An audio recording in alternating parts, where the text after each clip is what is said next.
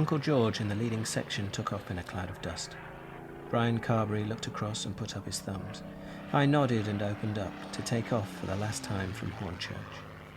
I was flying number 3 in Brian's section, with Stapney Stapleton on the right. The third section consisted of only 2 machines, so that our squadron strength was 8. We headed southeast, climbing out on a steady course. At about 12,000 feet, we came up through the clouds. I looked down and saw them spread out below me like layers of whipped cream. The sun was brilliant and made it difficult to see even the next plane when turning. I was peering anxiously ahead, for the controller had given us warning of at least 50 enemy fighters approaching very high. When we did first sight them, nobody shouted, as I think we all saw them at the same moment. They must have been 500 to 1,000 feet above us and coming straight on like a swarm of locusts. I remember cursing and going automatically into line astern. The next moment we were in among them, and each man was for himself. As soon as they saw us, they spread out and dived, and the next 10 minutes was a blur of twisting machines and tracer bullets. One Messerschmitt went down in a sheet of flame on my right, and a Spitfire hurtled past in a half roll. I was weaving and turning in a desperate attempt to gain height, with the machine practically hanging on the air screw. Then just below me and to my left, I saw what I'd been praying for, a Messerschmitt climbing away from the sun. I closed in into 200 yards, and from slightly to one side gave him a 2-second burst. Fabric ripped off the wing and black smoke poured from the engine, but he did not go down. Like a fool, I did not break away, but put in another 3-second burst. Red flames shot upwards, and he spiraled out of sight. At that moment I felt a terrific explosion which knocked the control stick from my hand, and the whole machine quivered like a stricken animal. In a second the cockpit was a mass of flames. Instinctively I reached up to open the hood. It would not move. I tore off my straps and managed to force it back, but this took time, and when I dropped back into the seat and reached for the stick in an effort to turn the plane on its back, the heat was so intense that I could feel myself going. I remember a second of sharp agony, remember thinking, so this is it, and putting both my hands to my eyes. Then I passed out. To be continued. Welcome to Bloody Violent History, and this, our section on some of the most important battles in history. The Prussian military theorist Karl von Clausewitz said that war is politics by other means, and in war, battles are fought, on land, on sea, and in the air. Many are inconclusive, some are a step towards eventual victory, and of course, the winner of the last battle is generally the victor. We're going to examine some iconic battles which have either brought a war to a close or have had such an important effect on the war that they have decisively changed its direction and outcome. A very few of these end up defining a conflict or even a nation. Today we are going to discuss the Battle of Britain, fought in the skies above Britain between the Royal Air Force and Nazi Germany's Luftwaffe in the summer of 1940. I'm very fortunate to be joined by a historian who has written extensively on the Second World War. His 2010 book, The Battle of Britain, is highly regarded and a must-read on the subject. James Holland, welcome to Bloody Violent History. Well, thank you, Tom. It's a pleasure to be here.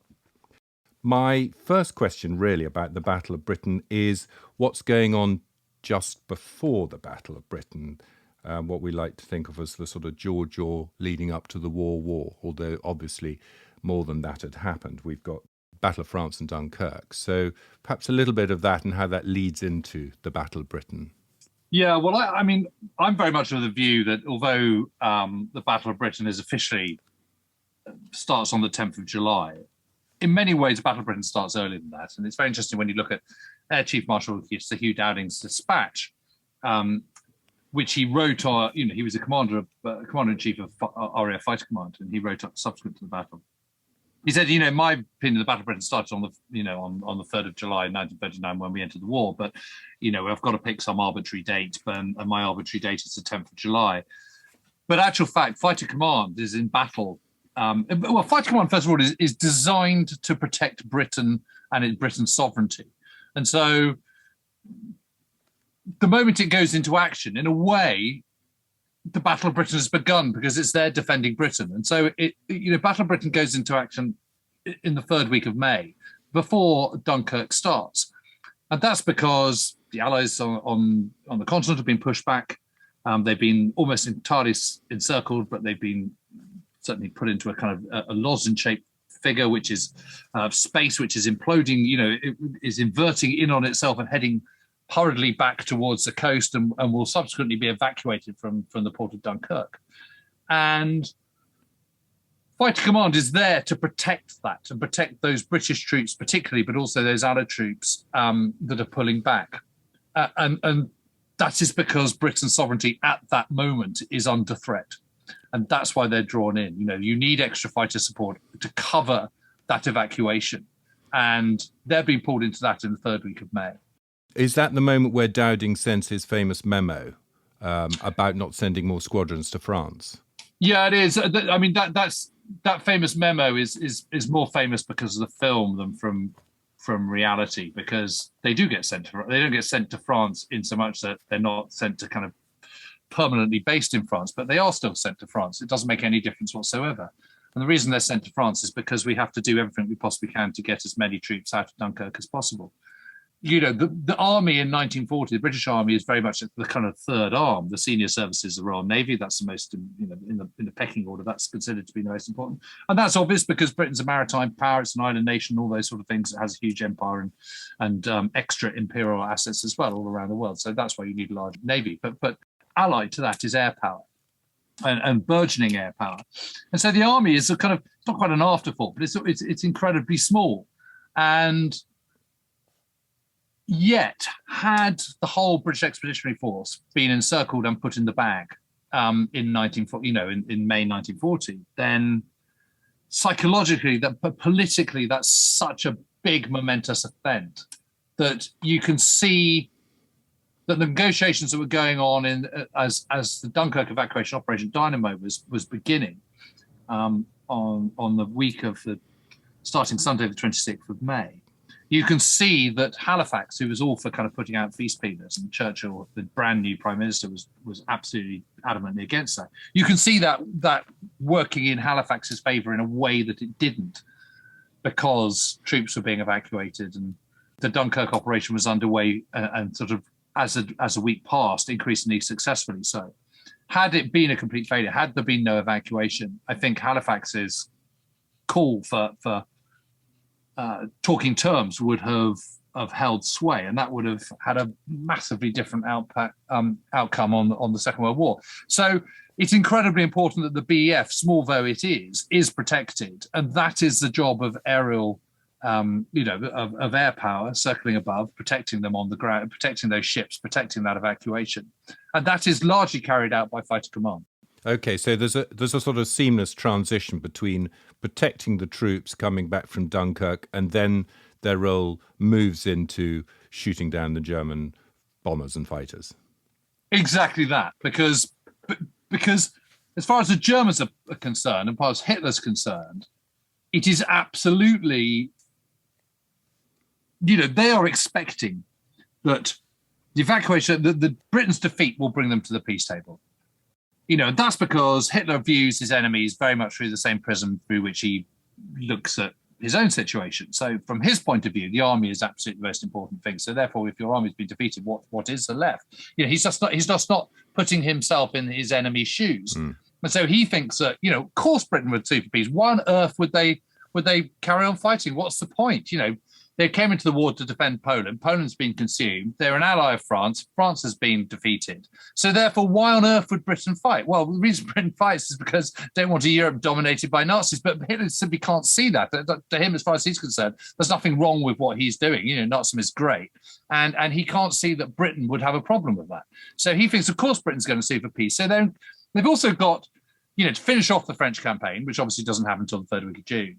Then they've got to, in the case of protracting an attack on Britain, an aerial assault on Britain, they've then got to move all their aircraft up to brand new airfields in the Pas-de-Calais and in Normandy, as close as they possibly can get to Britain. That's not something you just click your fingers. So there is a hiatus. There's still air operations going on in June 1940, but they're in no way concentrated.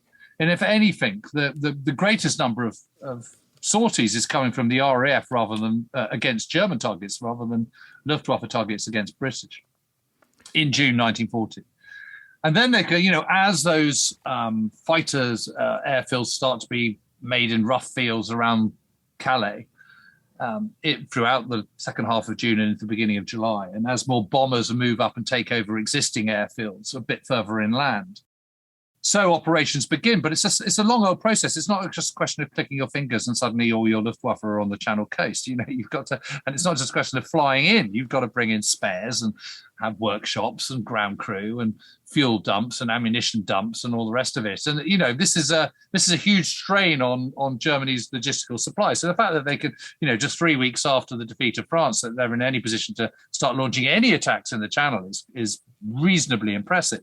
But that's about the tops of it. And the truth of the matter is, in July 1940, all they're trying to do is goad the RAF into and fighter commands into fighting over the Channel and attacking Allied shipping in the English Channel. Because quite a lot of Britain's freight is ferried around the country by sea power. There's sort of East Coast convoys and all the rest of it, the Coal Scuttle Brigade, etc., etc. And obviously the great city of London, for example, that needs feeding. Where's that coal coming from? Well, it's coming down from the East Coast and the kind of, the coalfields of the northeast. The great moor of Thames Estuary, yes. Oh, yeah, and all that. So from a point of view of the Luftwaffe, that's a comparatively obvious target to go for. Well, let's just sort of apply the pressure by strangling Allied, British shipping to start off with. Well, what happens, of course, is that eventually, in pretty quick order, British abandon doing East Coast convoys and kind of, reconstitute things so that it's Bristol and Cardiff and Liverpool and Greenock particularly that are the main ports into Britain, and reusing rail service, rail freight instead. So do you think that Operation Sea Lion, which was the German invasion plan for Britain with those barges that they had preparing to come over the Channel, was that really in Hitler's, given that he's an army-based thinker rather than a naval-based thinker, that really was something he never really thought was going to be necessary? He almost caught our army anyway, didn't get that, just knocked the Air Force out, and that's it, we've had it. Yeah, I think that's about right, to be perfectly honest. I think he just thinks sort of apply the pressure. Hitler is not very keen on Operation Sea Lion because it comes with all sorts of problems. First problem is that he doesn't really understand naval power and he doesn't really understand what's required, and they haven't really got the kit to do it. The fact that they're using Rhine River barges, as you point out, is not a good sign. They don't have landing craft. They just haven't thought about that. That's not on their radar, really. And suddenly the situation of Britain still being in the fight prompts it to kind of think again. It's really interesting because the British show their mettle and their resolve by attacking the French fleet at Mirza Kabir just off Iran in Algeria, and sinking a number of vessels there and killing a number of French sailors. Everyone's, even the Nazis are sort of thinking, oh, okay, so maybe it's not quite as straightforward after all. Hitler then has this great triumph in Berlin on, I think it's either the 6th or 7th of May, where, sort of 250,000 people lining the streets and, sort of classic Caesarian kind of style. I don't suppose anyone was whispering in his ear, though. Well, possibly not. And then he retreats to the Berghof, which is his house in the mountains down near Berchtesgaden. And it's interesting because what the Nazis do is they create the OKW, the Oberkommando der Wehrmacht, which is the first combined services general staff, which in itself is an inherently good idea, but they don't use it as such. It's basically used as Hitler's mouthpiece. And what he does when he gets the Berghof is he kind of twiddles his thumbs and congratulates himself, and then gets the Navy to come down and says, "Okay, so what are we going to do about Britain? Mr. Admiral, what are you going to do?" And the Kriegsmarine chiefs, Admiral Raeder sort of does lots of teeth sucking and says, well, I think what we really need to do is attack on a very broad, very narrow front because we haven't got much shipping. So, somewhere sort of, 200 yards either side of Deal. I'm exaggerating, of course, but it's a very narrow front down in the southeast. Then he gets in the army and says, well, okay, so what's your plan? And, von Rundstedt and co. and Halder and von Brauchitsch all sort of go, well, I think we should attack on a very broad front from Lyme Regis to Deal. And so Hitler goes, okay, we'll go away and make your plans then. And then he calls in Goering and says, okay, so what's the Luftwaffe's plan? The Luftwaffe sort of go, well, we're just going to smash the RAF and then do whatever's required. And Hitler goes, great, well, crack on, chaps. And then he sort of twiddles his thumbs a bit more. Then he goes to the Wagner Festival at Bayreuth in the third week of July. And then he sort of waits for Britain to come to the peace table. And of course, it doesn't happen. So it's like, oh, okay, that's a bit annoying. So we are going to have to kind of launch this attack. But before we can even think about launching a cross-channel invasion, even Hitler, who was a sort of, military nincompoop, despite thinking he's a military genius, recognizes that you're going to need air superiority before you can even think about crossing the channel. And so they think, okay, right, so, the Luftwaffe needs to come up with a plan to destroy the RAF. And that doesn't really come to the fore until the very, very beginning of August. And then there's a sort of, Goering thinks, well, we need a sort of gap in the weather. We'll need at least 3 days and then one for luck. So, 4 clear days of weather and then we'll go. And then it's not until the second week of August 1940 that he thinks that the weather forecasters say, well, I think, boss, it looks like we might get a few clear days. I just wanted to have a quick word about the commanders and a couple of the bits of kit. Please do. So obviously on the British side, we've got Dowding, and we've got under him a number of air vice marshals, including Park and Lee Mallory. Yeah, well, Dowding's very interesting because he was a fighter commander in the First World War. He gets sacked for being too nice to his pilots, ends up an instructor, survives the cull at the end of the First World War and works his way up. And he's a very, very good administrator, very clear thinking. And he's overall in charge of sort of research and development in the late 1930s. And oversees the creation of fighter command from the sort of Metropolitan Command to, and also oversees the development of the radar chain. So he is responsible for the world's first fully coordinated air defense system. And for that, Britain owes him, an unbelievable debt of thanks. Yeah. And it's brilliant in its simplicity. And in fact, the air defense system of Britain, the air defense that we have today, is based on exactly the same principles as was laid down in 1938, really. Okay. And in very simple terms, it is what? So what do you have? You have a radar chain, which as time progresses becomes more sophisticated. You have chain low and chain high. Chain low can sort of pick up things quite a long way away, about sort of 120 miles away, but very vaguely. And then chain high is a bit more sophisticated, but shorter range, but can tell greater detail. And you have these they're all overlapping all along the east and southern coast of England. And that all goes into, that all gets transmitted in a very efficient way to Fighter Command headquarters at Bentley Priory, which is in Stanmore, which is in sort of northwest London. There's a filter room that filters all the information that's coming in about plots arriving and activity picked up on the radar. And that is then fed back out again in very quick order to the control rooms and to the various fighter groups and then the sectors. And at the same time, the Observer Corps, which is about 30,000 strong, has got a whole load of people on the ground, again, in overlapping areas of responsibility, where they are visually reporting on what they're seeing in the sky and using sort of basically giant protractors and sextants, old-fashioned naval sextants to kind of work out height and basically just counting on their own two fingers, what they're seeing. And they then phone back. And that goes to the sector stations as well as to the kind of group and to the headquarters.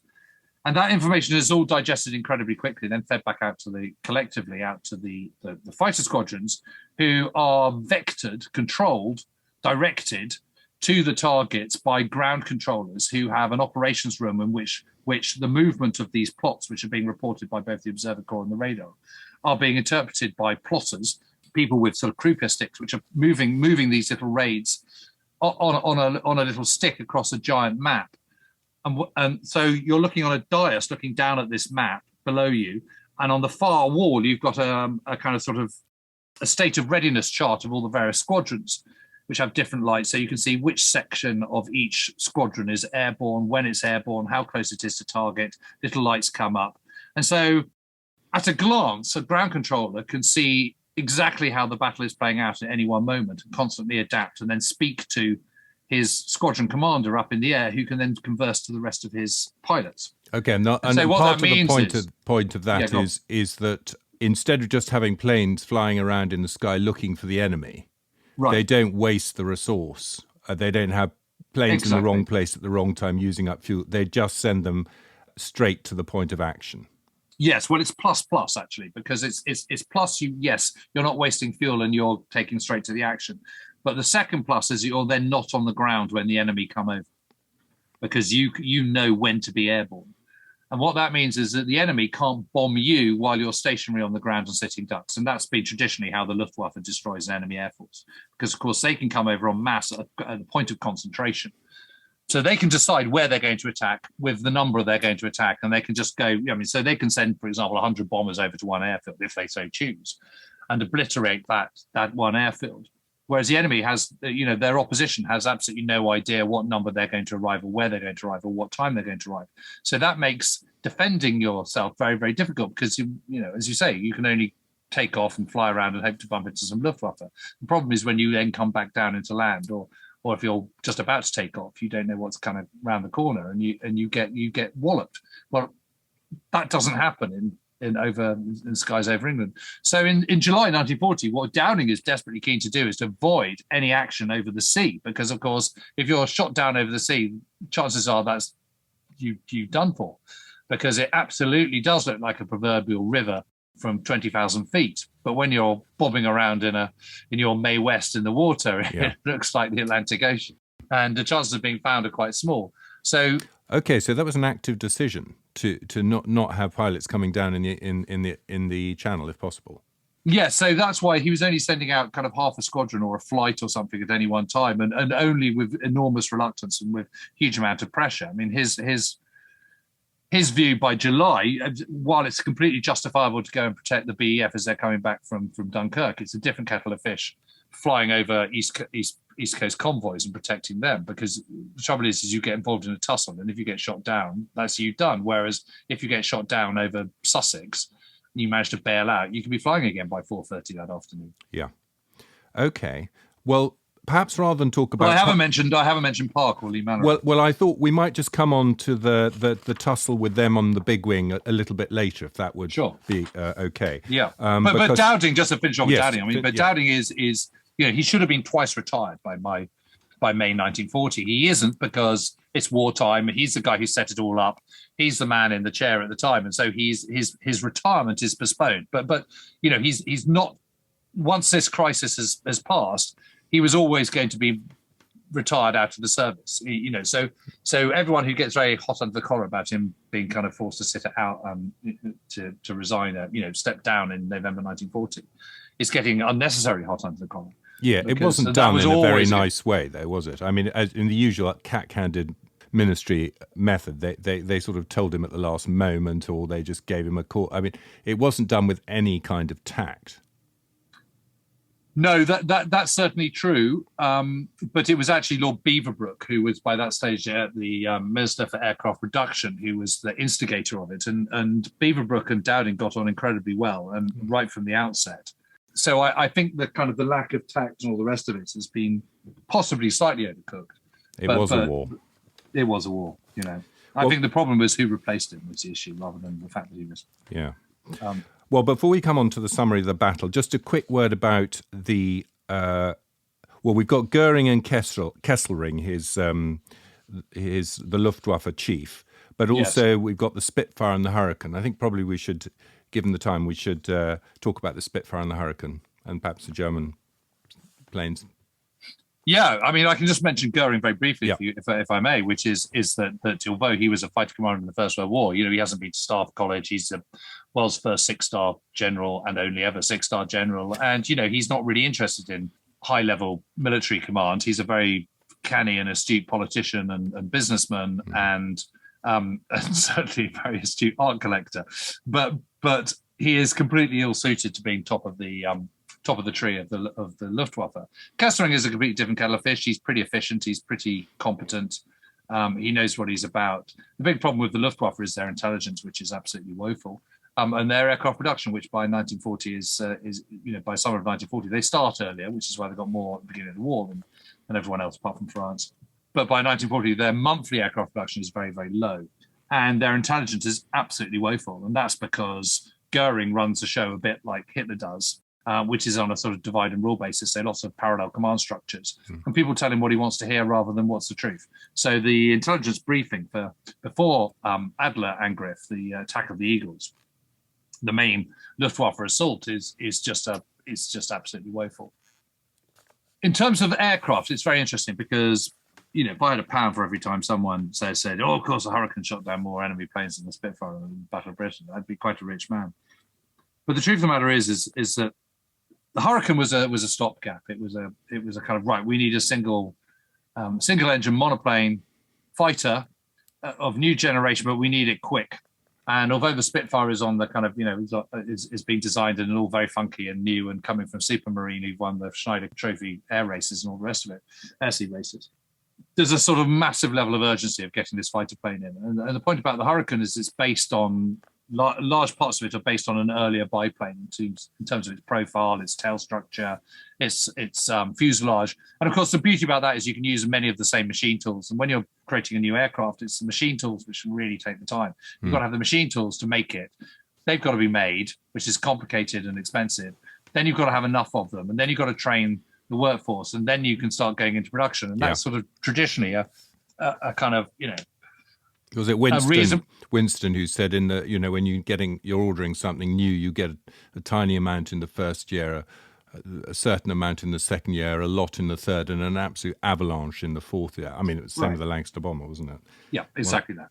The advantage of the Hurricane is that many of the parts of it are already being produced. So the difference is it's now got a closed cockpit. It's monowing rather than biplane. A large part of the Hurricane is based on a kind of, if you look at the profile of a Nimrod or something like that, or a Hawker Hart or something like that, they look pretty darn similar. Is it easier to fly than the Spitfire? No, it's not that. It's just that it's easier to make and make quicker. So by 1940, there are more Hurricanes than there are Spitfires because it's an easier thing to build. Now, it's very robust in terms of it's got a wide undercarriage, which is good for kind of inexperienced pilots, sturdier on the ground. It can take quite a lot of punishment. Because it's got quite thick wings, you can space out your machine guns so they're better spaced out, or rather more concentrated, which means that your kind of your cone of fire is more effective. But its real problem is that it's just not quite fast enough, and its rate of climb is really slow. And that's why during the Battle of Britain, it's then told to focus on the attacking German bombers who tend to operate at lower heights, rather than the fighters, which are harder to shoot down, which are at higher heights. The Spitfire is a completely brand new design, and it's very complex to make, and there's fewer of them. It's much quicker to climb. The problem is it doesn't have a supercharger on it in 1940, which means that as you turn on your back and dive, the petrol is momentarily drained out of the carburetor, and you get a flat spot. You get a flat spot, exactly that, which affects its rate of dive. But it is, of course, incredibly maneuverable. It's an absolutely beautiful machine. It's a very stable gun platform. It can dive quickly. It can climb quickly. All those sort of things. It can operate at speeds, heights in excess of 26,000 feet, which is what you want.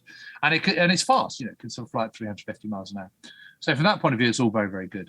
There's absolutely no question in my mind that the number one fighter plane in 1940 is the Me-109E version, the Emil. Which is a sort of apogee, really, of the 109, which is first flown in 1934 or 35. But I mean, it's a good 5 years into its life cycle by the Battle of Britain, and it has the fastest rate of climb, it has the fastest dive speed, and it packs a considerably larger punch than either the Spitfire and the Hurricane, both of which are equipped with 8 Browning .303 machine guns, which are sort of effectively pea shooters, really, and only have 14.7 seconds worth of firing. Whereas the Messerschmitt 109 has 55 seconds worth of machine gun firing, and also has cannons. So you can, in theory, get your bead with your machine guns and with tracer in the machine guns, which is this sort of luminescence in a bullet in every sort of fourth or third bullet, so you can see it flying out. And then you only need one shot with a cannon, and a Hurricane or a Spitfire is a goner. The problem, and those are the 3 things you need to be able to do in fighter aircraft. The whole point about biplanes is about maneuverability, and that's the whole kind of pirouetting around the sky and all the rest of it, and doing Immelmans and split S's and all these kind of maneuvers. But in 1940, what you really need to be able to do is climb fast, pack a massive punch when you get to the battle zone, and then dive quickly. And if you could do all those three things, you don't really need all the kind of la-di-da acrobatics.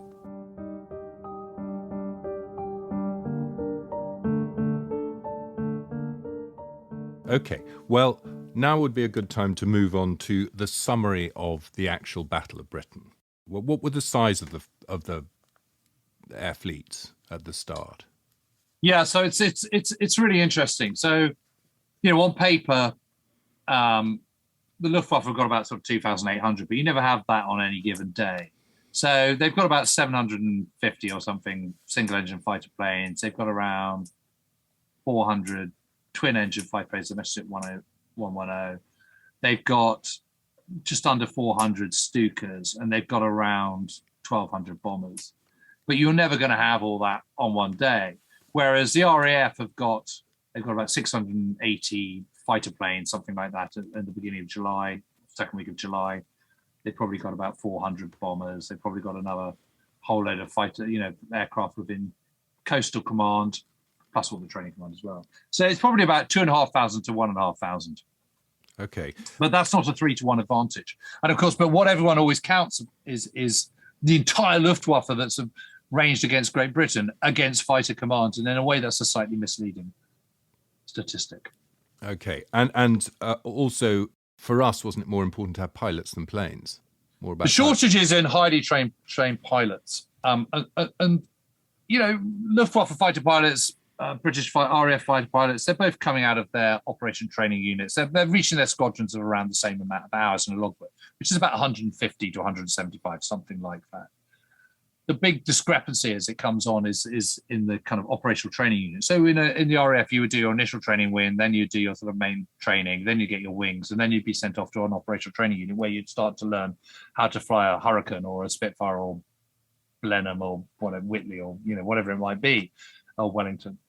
And it's not so much that they're undertrained. They're perfectly well trained for the time in which they're operating, but it's just the panic about fighter pilot numbers derives from the fact that by the end of August 1940, so Adlertag, the launch of the Day of the Eagles, the all-out Luftwaffe's attack begins on the 13th of August.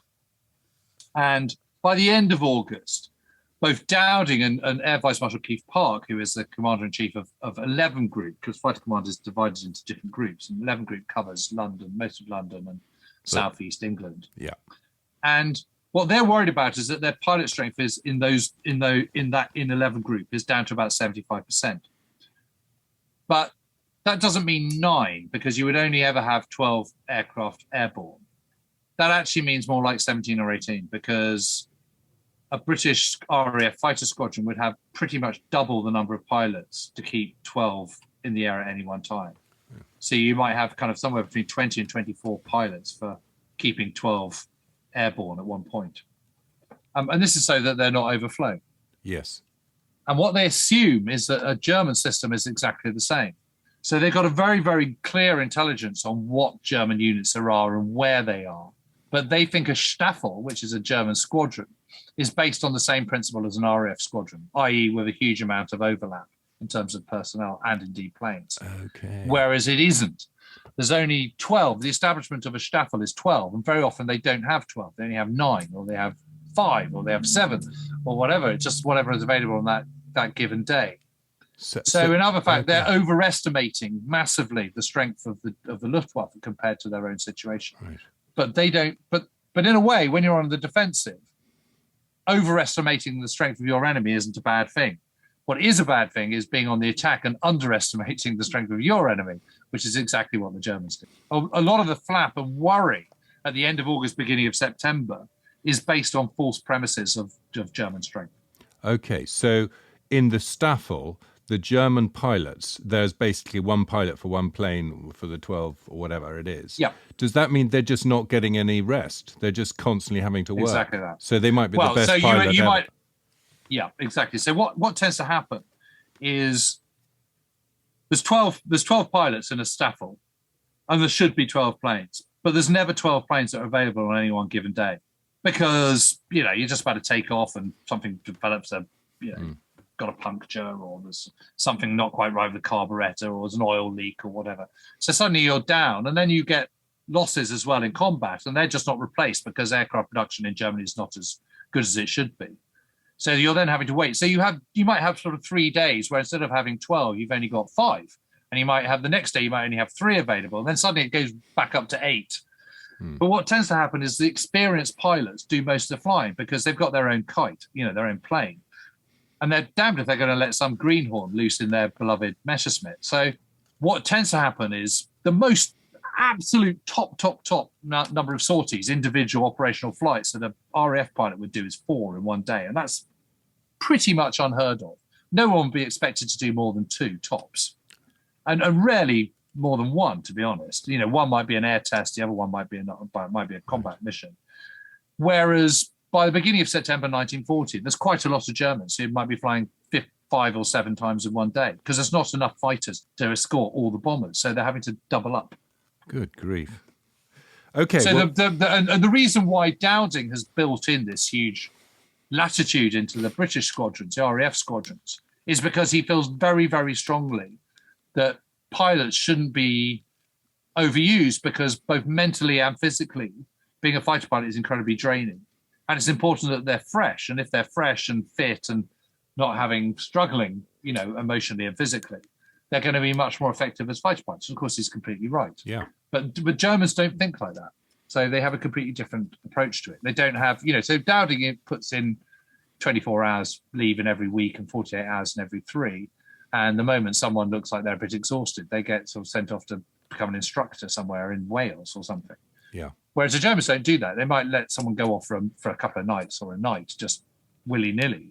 But basically, you just keep flying. And there's also a completely different culture whereby the Luftwaffe pilots, at the end of the day, you've got to write reports, you go to a bar, you talk about tactics, there's no escape. Whereas the culture within fighter command is that at the end of the day, you're off duty and you don't talk shop at all. You go and sort of think about cricket or chasing girls or whatever it might be, or buying the next round. But the whole idea is to decompress, to use modern parlance, whereas that just is not built into the Luftwaffe at all. Okay, the actual battle, James, was in parts, wasn't it? The Luftwaffe went from one to another. Would you take us through those parts? Yeah, so if you're going to the original script of it starting on the 10th of July, it's the canal crank, it's a war over the channel to start off with. This is the Luftwaffe bombing the Navy? East Coast convoys coming down through the channel, trying to lure the RAF. I mean, the Luftwaffe has absolutely no concept at all that the RAF is divided into different commands. So when we talk about them luring fighter command, that's a modern historian saying that rather than a contemporary German. They have no understanding of fighter command and coastal command and bomber command. They just think they're formed in the same way that they are, which is into fleets, which are all kind of different services, but they have elements of each within those different fleets. And then there is a kind of sort of building up towards Adlertag, which is a softening up process. The attacks on Portsmouth on the 12th of August, and particularly on the radar chains, which is what the Germans call DT. And the radar chains, did they manage to actually knock out the radars, or were they quite resilient? Yeah, they knock out the one in Ventnor, but just for about 24 hours or 48 hours or something. But it's the British have already thought of this, and so what they do is they put out false signals which suggest that it's still running, still working, even though it isn't, and that's to confuse the Germans to stop them bombing it again. And it completely works. I mean, the Germans fall for it hook, line, and sinker. And then it builds up to Adlertag itself, which is the 13th of August. And then there's the initial phase, which is the first attack on the airfields. It's predominantly trying to destroy the RAF on the ground. And of course, it can't do that because we've got fighter air defense. So we're usually airborne when they come over. Not always. Occasionally some come, alone. So for example, there was an attack on Middle Wallop, which is actually in 10 Group, I think it is, which is just north of Salisbury. Yes. And that's literally a lone Junkers 88 bomber that comes over. It comes very low. It's very effective. It hits a hangar. It's not anticipated. It's not picked up by radar. It destroys a number, makes a whole load of damage. But literally almost immediately, the Spitfires of 609 Squadron take off and shoot it down. Yeah. So therein lies the rub. You can get your bombs off, but very accurately, die in the process. But you're going to die in the process. It becomes a sort of kamikaze effort. Well, and also, whereas if you come over en masse, you can anticipate it. You can't really destroy the airfield. I mean, it's a grass airfield, isn't it? So yeah, exactly. 100 acres, of grass. It's very difficult. And of course, the RAF fighter commanders anticipated this, and so they've got huge piles of scalpings and soil and bulldozers, just at the edge of the field. So whenever there's a crater, you just fill it in again. Yeah. And it's get the roller over it, and it's kind of you're good to go. And they've also got secondary control rooms as well. So your control rooms and the sector stations tend to be like Biggin Hill, for example. They're right on the airfield, but that gets hammered very quickly and really mashed. So they just move 2 miles down the road. It makes absolutely no difference whatsoever. As far as the Germans are concerned, they've destroyed it. So the first phase, this is, in the German terminology, this is still the first phase from Eagle Day, 13th to the 24th of August. And 24th of August is significant because this is overnight. This is when there's an accidental bombing of London. And it's also coincides with the day that the Stukas are withdrawn from the battle. Now, Luftwaffe put huge stall on dive bombing. And there's good reasons for this, because if you dive bomb, it means you can get to your target much more accurately, which means you then need less ordnance and less aircraft to do the damage that you're trying to do, rather than from operating at kind of 18,000 feet or whatever. It's a combined arms bit of kit, really, is it? I mean, it's like having aerial artillery. Yeah, effectively. But the Germans get very kind of enamored by dive bombing, the whole principle of dive bombing, and as I say, there are reasons for it, because if you're dive bombing, you're getting much closer to your target, which means you can be more accurate are the less ordnance you need. The problem with it is you have to control the airspace to do that, because if you're low, once you release your bombs, you're then a sitting duck for any Hurricane or Spitfire that's waiting to pounce. And of course, there are lots. So that's why you need complete control of the airspace to be able to effectively dive bomb. And if you don't have it, you're going to come a cropper. And that's exactly what happens to the Stukas. But unfortunately for the Luftwaffe, they put huge, great stall in dive bombing. And so their new medium bomber, the Junkers 88, that has to have, they announced to Junkers that needs dive bombing capabilities. They're also trying to develop a heavy bomber called the Heinkel 177. They decide that needs dive bombing capabilities as well. And of course, it doesn't take a rocket scientist to work out that a big, heavy 4-engine bomber isn't going to work. No, but they've already committed to this strategy. And by the time they realise over the end of the first phase of the Battle of Britain, of the Adler Angriff, the attack of the Eagles, as they call it, that the Stuka doesn't cut it if you don't have control of the airspace. It's kind of too late, because that means they're now dependent on Heinkel 111s and Dornier 17s, which are frankly obsolescent by the standard of the day. But that's all they've got left. What's their bomb load? It's about a ton and a half, right, which is, I think a Lancaster can take 10. Yeah.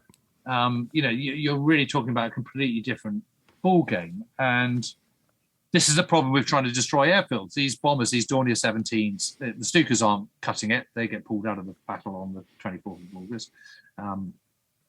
Heinkels and Dornier 17s don't have enough hitting power to kind of really destroy it.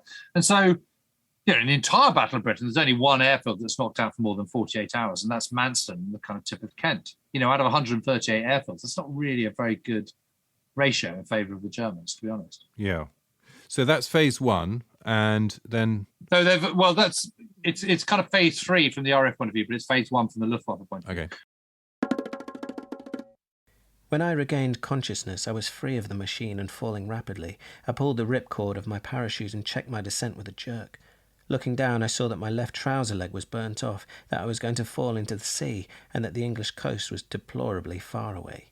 About 20 feet above the water, I attempted to undo my parachute, failed, and flopped into the sea with it billowing around me. I was told later that the machine went into a spin at about 25,000 feet, and that at 10,000 feet I fell out unconscious.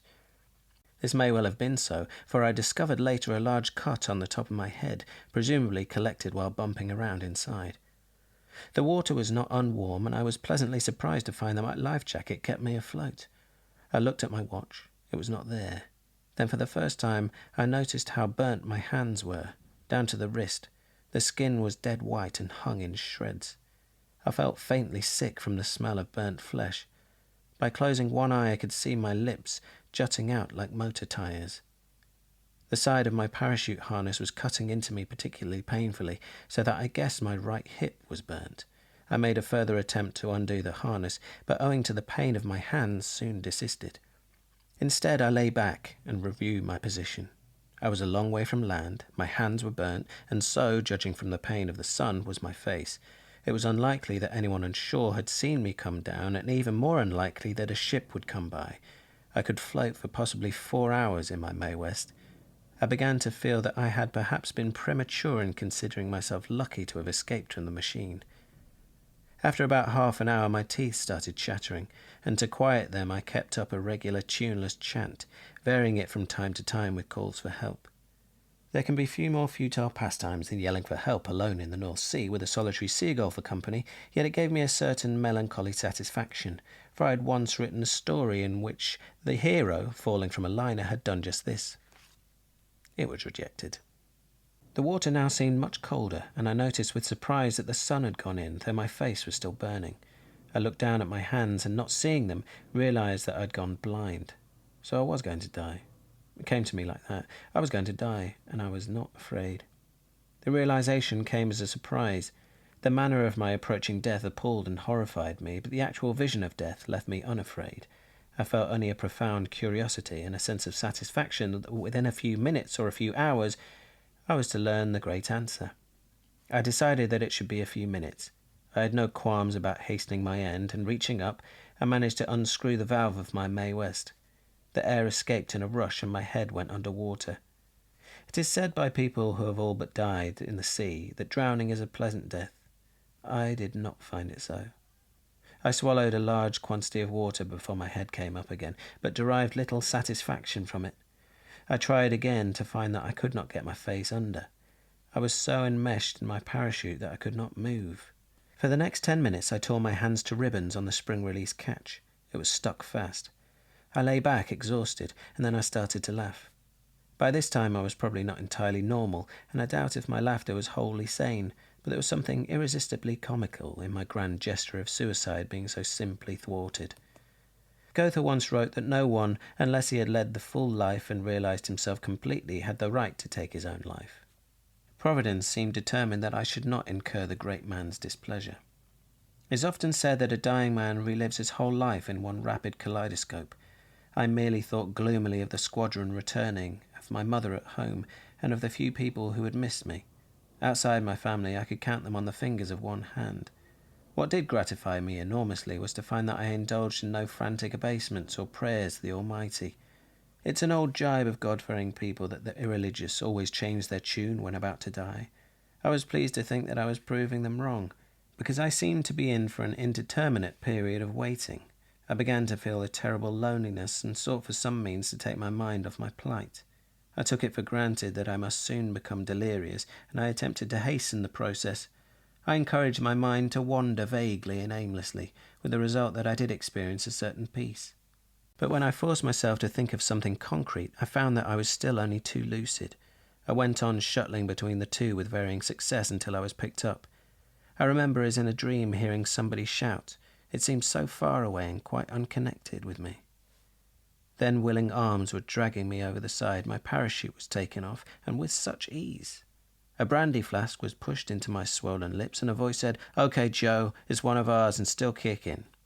And I was safe. I was neither relieved nor angry. I was past caring. It was to the Margate lifeboat that I owed my rescue. Watchers on the coast had seen me come down, and for 3 hours they had been searching for me. Owing to wrong directions, they were just giving up and turning back for land when, ironically, one of them saw my parachute. They were then 15 miles east of Margate. While in the water I had been numb and had felt very little pain. Now that I began to thaw out, the agony was such that I could have cried out. The good fellows made me as comfortable as possible, put up some sort of awning to keep the sun from my face, and phoned through for a doctor. It seemed to me to take an eternity to reach shore. I was put into an ambulance and driven rapidly to hospital. Through all this I was quite conscious, though unable to see. At the hospital they cut off my uniform. I gave the requisite information to a nurse about my next of kin, and then, to my infinite relief, felt a hypodermic syringe pushed into my arm.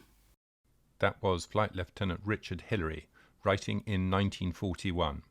His severe burn injuries were treated by the great pioneer of plastic surgery, Archibald McIndoe. Hillary became one of his most celebrated guinea pigs. Flight Lieutenant Hillary managed to persuade the authorities to allow him to return to active flying duty. He was killed on the 8th of January, 1943. And then the second phase is the 24th of August to the 6th of September. And this is the kind of where they're still attacking airfields, but they're also attacking more docks and so on. But it's also when RAF Bomber Command starts bombing Berlin and hits Berlin 4 times by 4th of September. And Goering, this is against Goering's promise to Hitler that no bombs would fall on Berlin, something like that, was it? Yeah. And if you do that, you can call me Meyer. And, Meyer. And they do, which is just a sort of common German name, so I can call it Smith or something. And then the next phase is from the 7th of September. And this is really the last phase, I suppose. So this is the third phase from the Luftwaffe, and I suppose the fourth phase from the point of view of the British. This is when Germany turns on London. And it coincides with Saturday the 7th of September is a really significant day in the Battle of Britain, because what happens is Dowding and Park are having this crisis about pilots.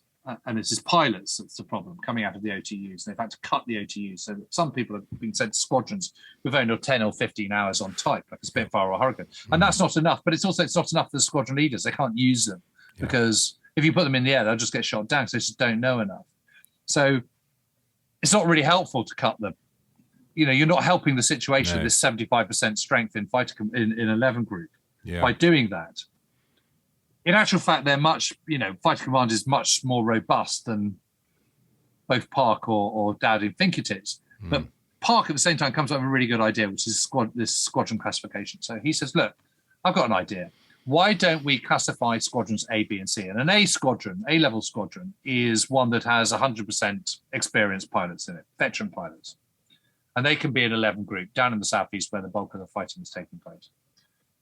Then you've got B, a B squadron, which is a mixture of kind of half greenhorns and half experienced guys. And you might have that still quite close to the front, to the front line, but not as close. So maybe Exeter or somewhere like that, somewhere in the sort of southwest or somewhere like that, or a bit further up in the Midlands. Yeah.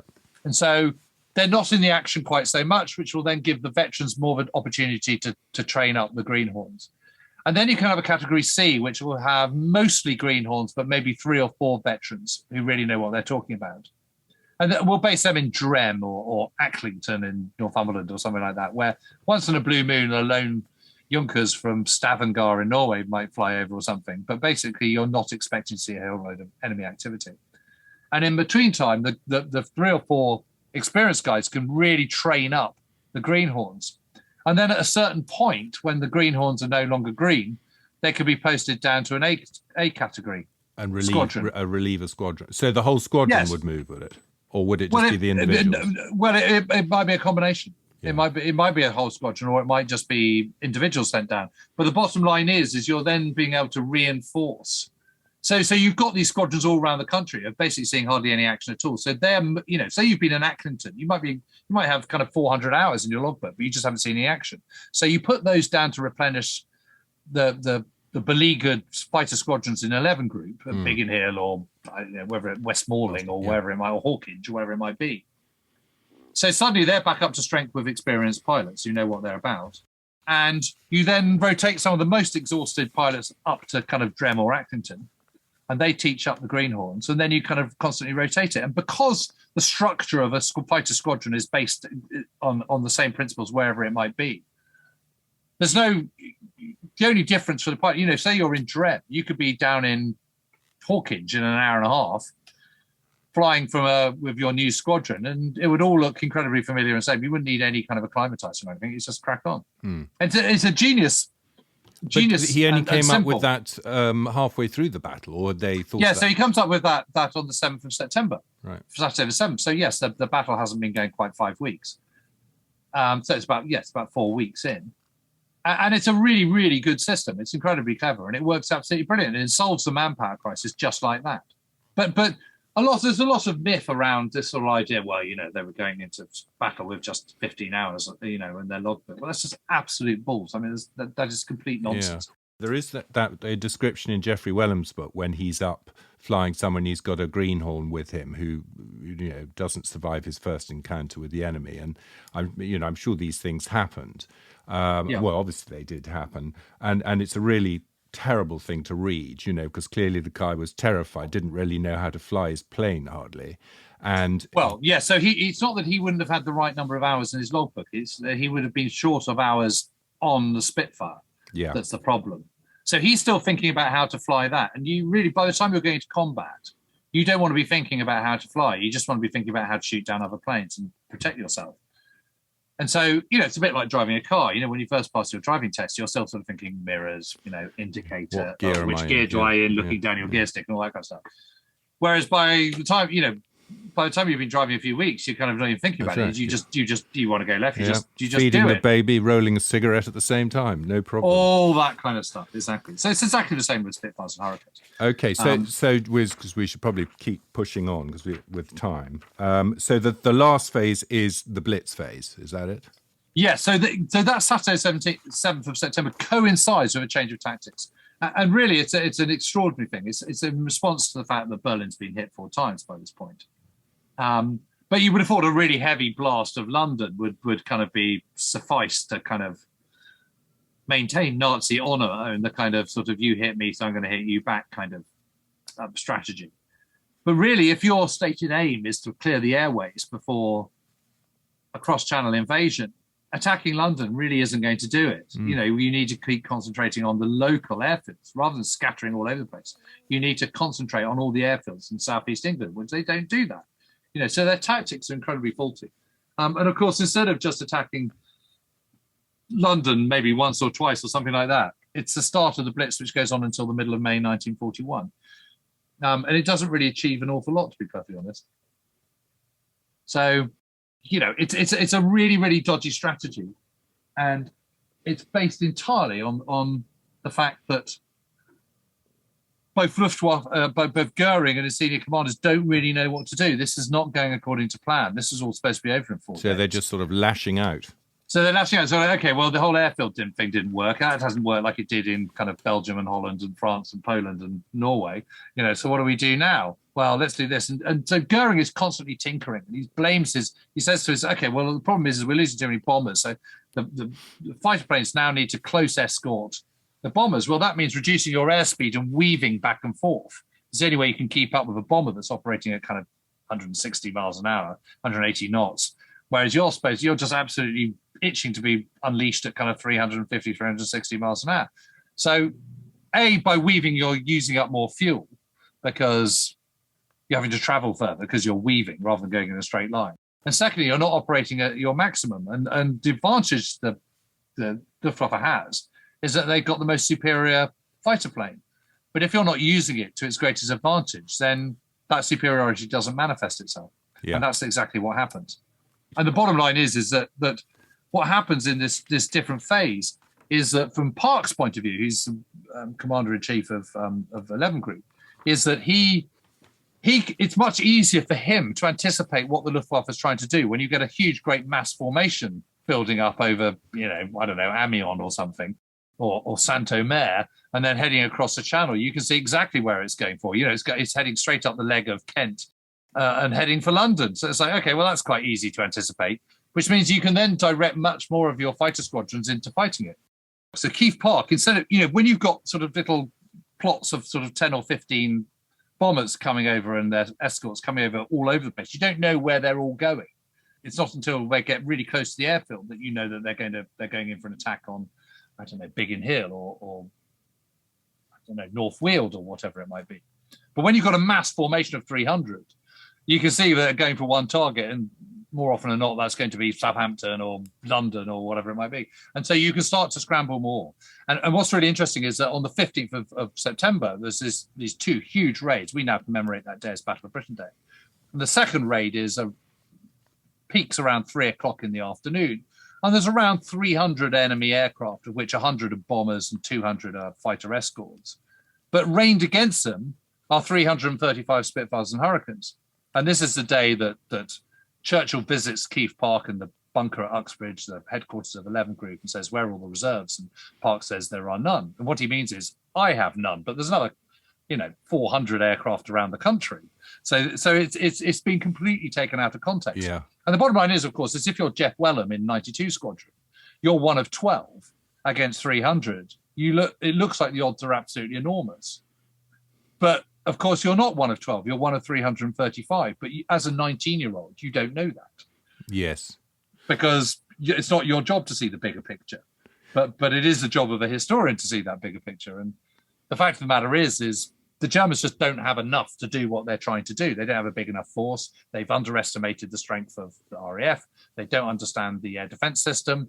They don't appreciate how radar works. They don't understand anything about the observer corps. They don't understand that the RAF is in different commands. They don't understand that the RAF is producing between double and 3 times the number of aircraft that they are every month. And they just don't have enough to do what they need to do, which is secure air superiority over the invasion front and beyond.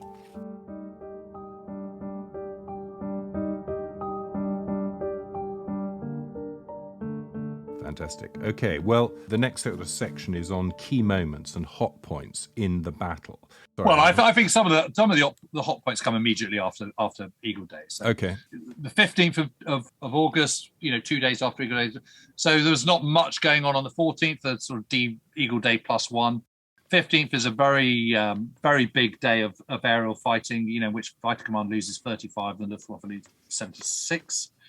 And then 18th of August, the Sunday, is known as the hardest day. And on that day, Fighter Command loses 35 and the Luftwaffe lose 67. So the 15th of August is actually the day in which the Luftwaffe loses the most aircraft in a single day. And so very quickly on, these are really big moments because the Luftwaffe are suddenly going, this isn't the kind of walkover we were expecting. And they've never really been tested before this moment in this way.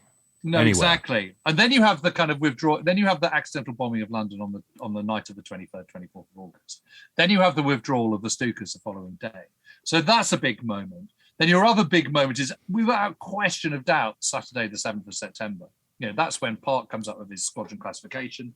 That's when the Blitz starts, the change of tactics, which are no more suited to destroying the RAF than the attacks on the airfields. In fact, they're even less suited to doing that. How can you destroy the RAF? If you're trying to destroy the RAF airfields, how are you going to be doing that by bombing London? You just can't. You can't do everything. And that's just symptomatic of a strategy and tactics that have just gone completely befuddled by the fact that the RAF is not playing ball in the way that the Polish Air Force or the Belgian, Dutch, French, and indeed RAF in France air forces have done earlier on in the war. And then the next phase is really kind of what led the Germans to think that the RAF would? So what did the Belgians and what did they do? They don't have an air defense. They don't have an air defense system. So they just were a big muddle, and they just they're just taking off, hoping to bump into the Luftwaffe. Right. They'll get destroyed. They mostly get destroyed on the ground. And the whole German way of war is to have is what's called a Schwerpunkt, a concentration of force at the main point of attack, and they can do that when they hold all the aces, when they're bossing the show. But the point is, when you're coming up against an air defense system where your enemy can anticipate when you're arriving, that Schwerpunkt just doesn't work because the enemy can provide a Schwerpunkt in riposte. And so the whole principle of the Schwerpunkt, which is you hit your enemy with great surprise, incredibly hardly with a massive concentration of force, is just completely knocked on its head. And that's what happens in the Battle of Britain. And then the final phase is really kind of sort of on the 17th of September, Hitler sort of stands down, puts on hold Operation Sea Lion, which is the planned invasion, and then completely stands it down in the first week of October. And then the whole thing just sort of peters out, basically. And he's thinking, I'm going east. He's already been thinking that since July, to be perfectly honest. And it becomes increasing. He's always reluctant to launch Operation Sea Lion because even Hitler realizes the huge risks involved. I mean, if you think about the jeopardy there is for D-Day, 4 years later, when we've got the Allies have got 7,000 vessels, 3,500 aircraft, complete mastery of the skies, complete mastery of intelligence, and the most sophisticated supply systems in the world. Yeah, and they're still worried about it. They didn't have any of that. 5%, did they? No. And I mean, there is not the remotest chance that Operation Sea Lion would have worked. even if they'd beaten the RAF, it couldn't have worked. Because, the Navy is the largest in the world, the RAF, the Royal Navy at that time, and they'd been absolutely slaughtered. Great. Okay, so those are the key points.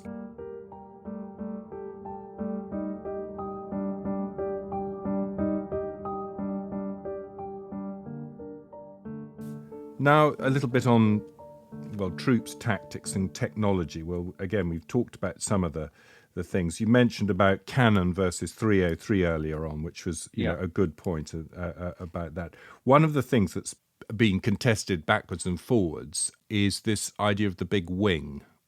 Yes. Whether or not that was a good idea, whether it was just Park versus Lee-Mallory coming up against each other. What? Well, the very interesting. So the idea of big wings is you have multiple squadrons all coming into attack at once. But the thing is, the bigger the target, generally speaking, the easier, the more that are going to get shot down as a proportion, because you then become a bigger target because there's more of you. The big problem with a big wing in September 1940 is the time it takes to form it up, because you've got to take off, then you've got to circle around the airfield, using up precious fuel. Then you've got to wait for everyone else to do it. And then you've got to form yourself up into formation. So that takes 15 to 20 minutes, by which time the Luftwaffe have already reached the outskirts of London. So you can't, the whole point is, the way Park's tactics is to try and henpeck, hammer away, peck at the German formation before it reaches its targets of the London docks and the East End.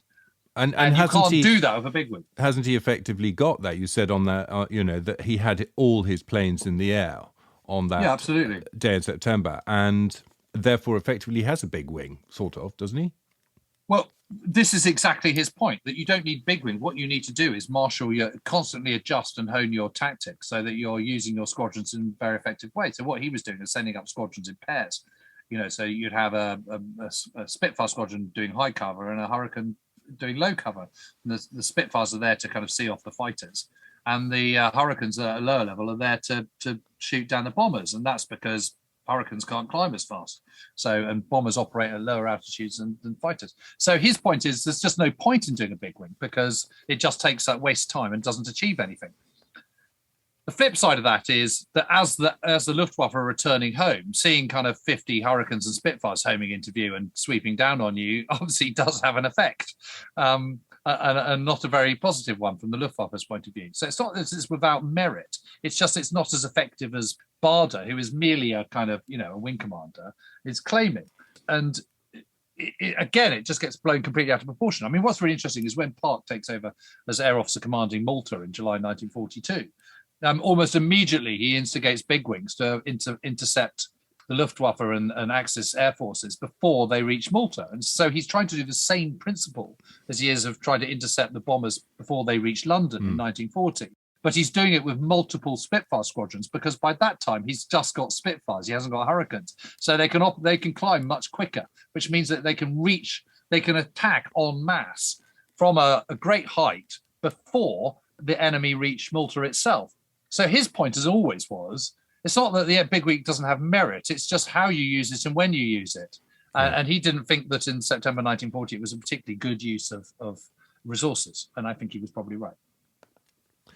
And a final point on this, on the sort of tactics, was, is it true to say that the Luftwaffe, compared to the RAF, had inflexible tactics? Or was it just the wrong tactics? No, it's not that they're inflexible tactics, because they are constantly changing their tactics. It's just the wrong tactics. And the reason they're the wrong tactics is because they don't have enough of what they need to do what they want to do.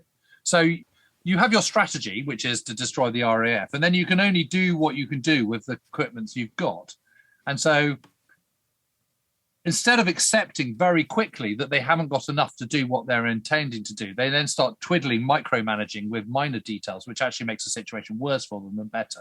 That's the problem. It's not that they're inflexible. It's just that they can't do what they need to. They can't find the answer, exactly. Yeah. Exactly that. Interesting.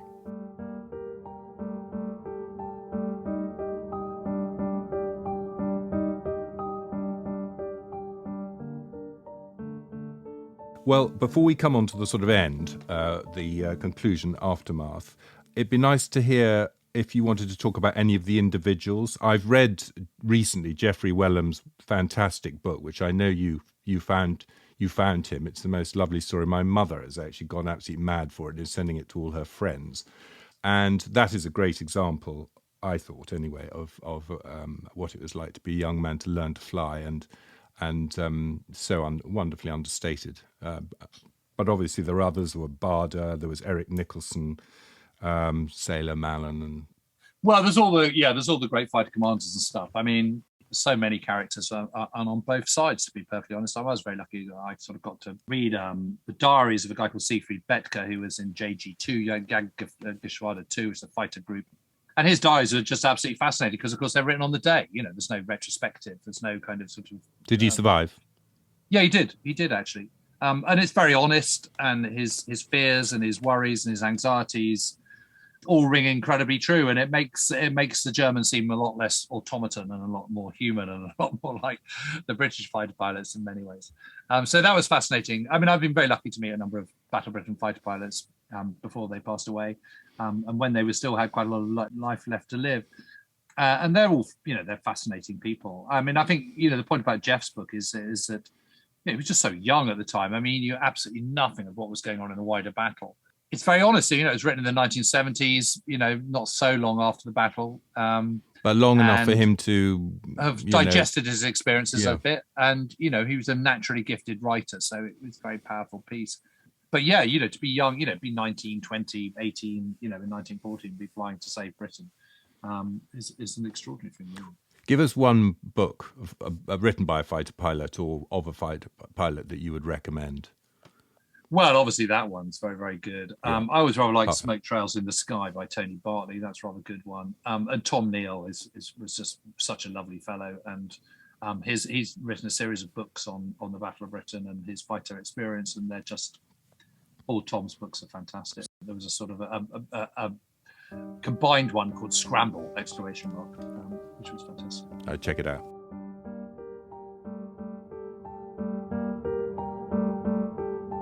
Great. Okay, so in conclusion and the aftermath, the final tally, the sort of losses, dead and wounded, loss of aircraft. Yep. Sorry to put you on the spot. Yeah, the final tally, I don't have the precise figures on me, I'm afraid. But the bottom line, in a way, it's sort of irrelevant, who shoots down what on what day. The bottom line is the Luftwaffe failed absolutely terribly. It was their first defeat. The Luftwaffe very much the kind of the stars of the show, of the spearhead, the most shiny part of the Nazi armed forces.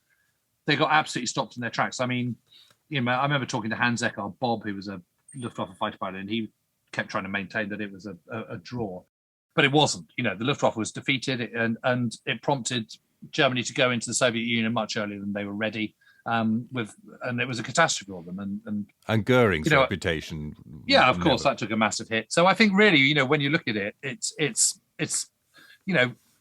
Churchill in the summer of 1940 said Hitler knows he must defeat Britain or lose the war, and that was to a certain extent sort of hyperbole at the time, but actually was spot on. And I think although the numbers of people involved is comparatively small, certainly compared to kind of what was to come, strategic importance doesn't equate to losses or numbers of boots on the ground or even in the air. It's what is strategically important at that particular moment in time. And the Battle of Britain is one of the great turning points in the war. And, after the stunning successes of the first half of 1940 and the latter end of 1939, this is what consigns Germany to a long attritional war that it can't afford and never has any chance of winning. So it's the turning point. It is the first great turning point. Yes. And in the defeat of Nazi Germany and the Axis powers. Yeah. Any further things to talk about in terms of the way that air power was viewed by the Allies versus the Germans? Well, just only in so much that it's a completely different structure that we have. We're at this point we're still involved in commands, whereas they're fleets. So their fleets have bombers and dive bombers and reconnaissance planes and fighter planes and heavy fighter planes, whereas we have fighter command, coastal command, training command, bomber command, and organise it in a completely different structure. And that's much better from which to kind of protract a war from Britain. But obviously, as the war progresses, you need to develop close air support and different commands overseas and all the rest of it. So it's constantly evolving. Certainly, in terms of aircraft production, in terms of intelligence, in terms of tactics, operational level, strategic level, the RAF just absolutely whipped the Luftwaffe in the summer of 1940. And do you think that's a moment when the RAF really nailed itself as a separate organisation from the Army and the Navy? Because yes. That was the moment where it it sealed the deal. It's obviously been around since April 1918, but at that, yes, that's the point where it seals the deal, because it's not very effective in France. It is over Dunkirk. I think it's very effective, and that's largely down to fighting fire. But the bombers obviously are all over the place. They don't have ground controllers. They're operating on the French system, which is hopeless, and it just doesn't work at all. So the RAF are all at sea. But slowly and surely, over the summer of 1940, it absolutely cements the absolute rightness of putting burgeoning air power at the kind of forefront of defence. James, I think we can end it there. Brilliant. All right. Thanks, Tom. Bye. Thanks, James. Bye. Bye-bye. There we have it, a great air battle which left Britain undefeated, Goering humiliated, and led Hitler to make his great mistake, turning his eyes to conquest in the east whilst leaving an untamed foe at his back. The first of many terrible decisions he would make in the next 5 years. Churchill said in 1940, "If Hitler fails to invade or destroy Britain, he has lost the war." The Battle of Britain, one of our nation's most significant victories, it didn't end the war, but it did create the critical shift in direction of the conflict that ultimately led to the defeat of Nazi Germany in 1945. So it goes. You have been listening to our mini-series on important battles. The details of James Holland's book, The Battle of Britain, are given in the show notes, and his latest book is Brothers in Arms, the incredible account of one tank regiment, the Sherwood Rangers, from D-Day to VE Day. Please pass this podcast on to a friend to help spread the word. You can contact me at talk@bloodyviolenthistory.com. Thank you and good luck.